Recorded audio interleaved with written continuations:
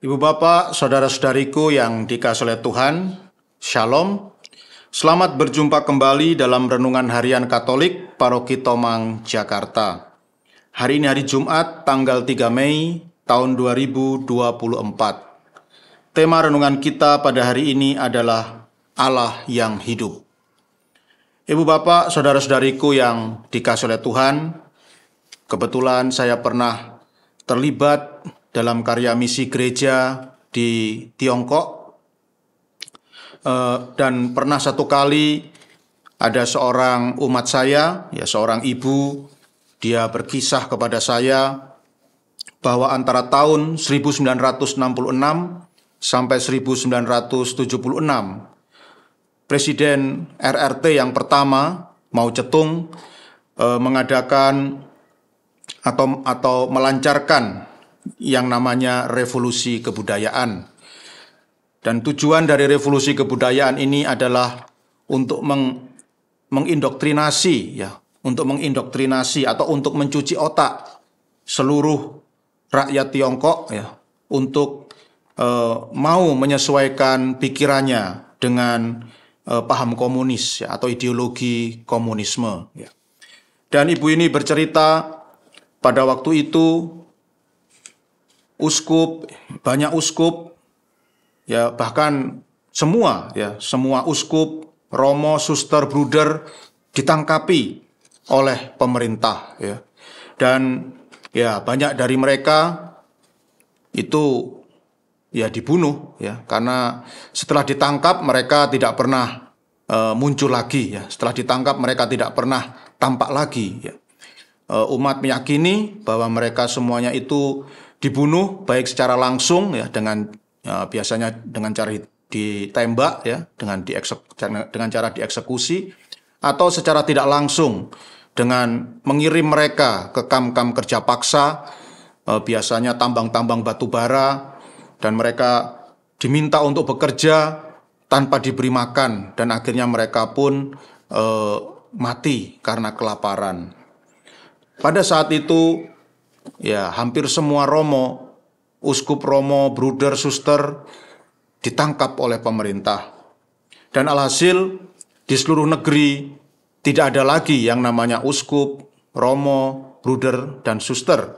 Dan sehingga karena tidak ada uskup dan romo, maka juga selama belasan tahun pada waktu itu tidak ada yang namanya perayaan Ekaristi.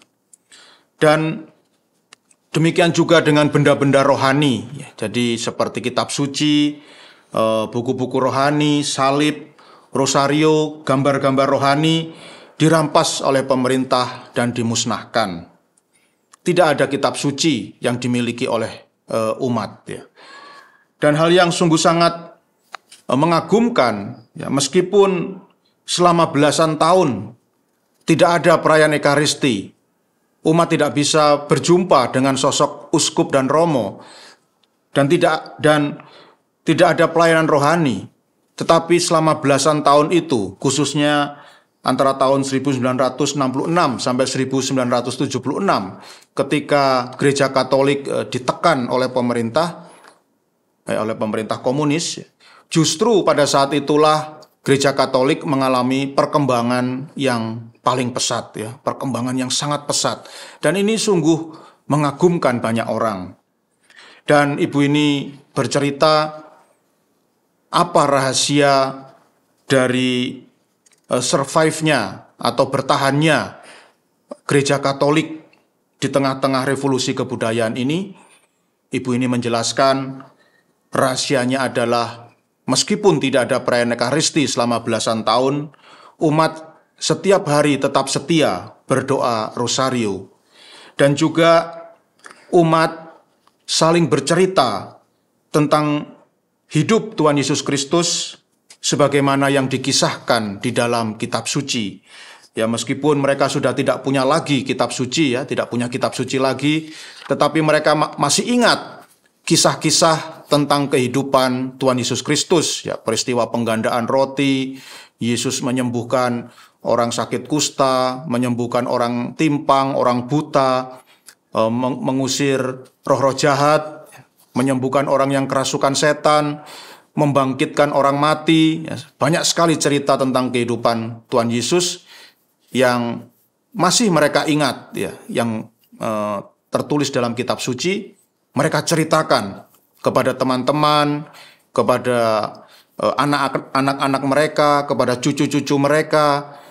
Dan rupanya inilah, ya, rosario, tradisi mendoakan doa rosario dan tradisi saling bercerita tentang kehidupan Tuhan Yesus inilah yang membuat mereka kuat, yang membuat iman mereka bertahan, tetap survive, ya, dan bahkan berkembang dengan pesat. Ya. Banyak orang memutuskan untuk bergabung dengan gereja Katolik karena melalui hidup Yesus Kristus orang akhirnya sampai kepada Allah. Karena melalui hidup Yesus Kristus orang bisa mengenal Allah.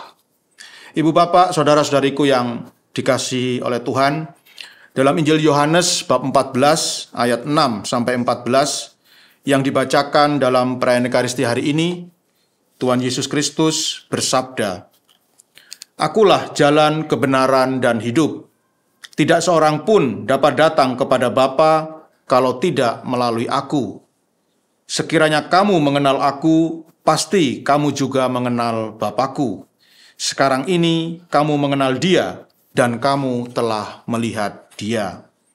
Dengan demikian, ibu bapak, saudara-saudariku yang dikasihi oleh Tuhan, dengan mengenal Kristus, kita akan mengenal Allah yang benar.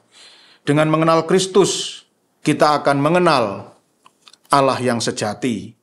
Karena sesungguhnya Kristus itu adalah Allah sendiri. Ia dan Bapa adalah satu.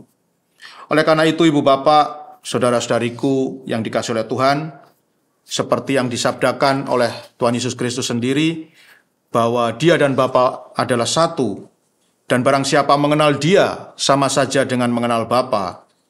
Oleh karena itu, meskipun kitab suci dirampas, tidak ada kitab suci, ya, melalui hidup Tuhan Yesus Kristus, toh orang tetap dapat mengenal Allah. Yesus Kristus adalah jalan menuju pengenalan akan Allah, dan bahkan Dia sendiri adalah Allah.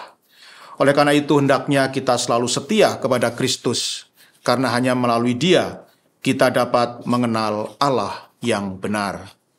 Tuhan memberkati.